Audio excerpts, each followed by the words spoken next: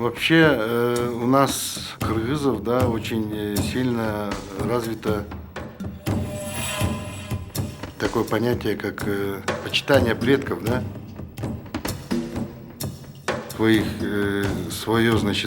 своих предков, да, их просто называли манкуртами.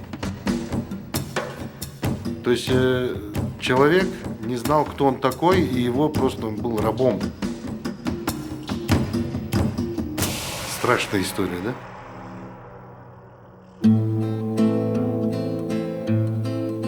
Вообще лошадь – это неотъемлемая часть культуры кыргызов.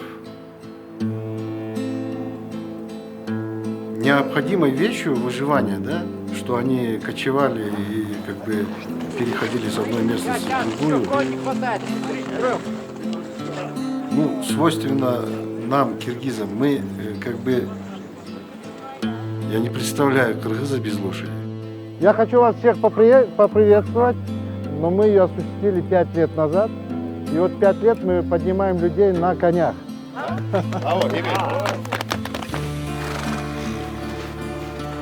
50 лет я ушел с той работы и начал заниматься туризмом.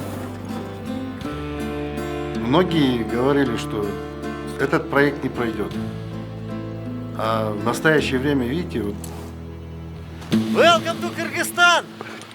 Welcome!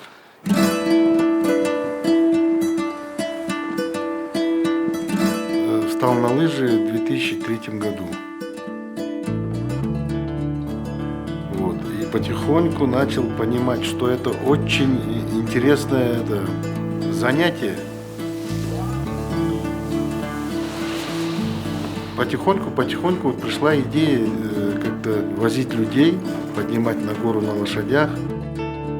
И сейчас вот это вот приносит свои результаты. Люди очень довольны. У человека появляется куча эмоций, да, и в памяти у него больше остается именно подъем на лошадях. Скатка на лыжах с той точки, где мы забрасываем. Я думаю, у этого вида спорта очень большое будущее.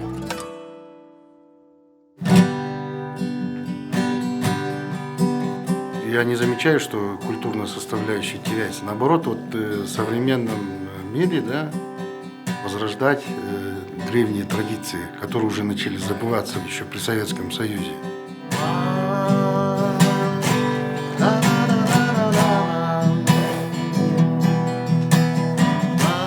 Наши традиции, да, для наших потомков, да, они нам скажут большое спасибо, да, они будут приумножать эти же традиции.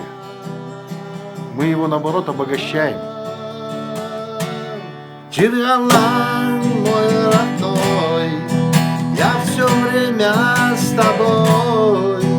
Даже если вдали слышу песни твои, о, каракол, мой родной. Ой, Иссык-Куль, ты мой родной. О, Бишкек, ты мой родной. О, Ош, ты мой родной. Даже если вдали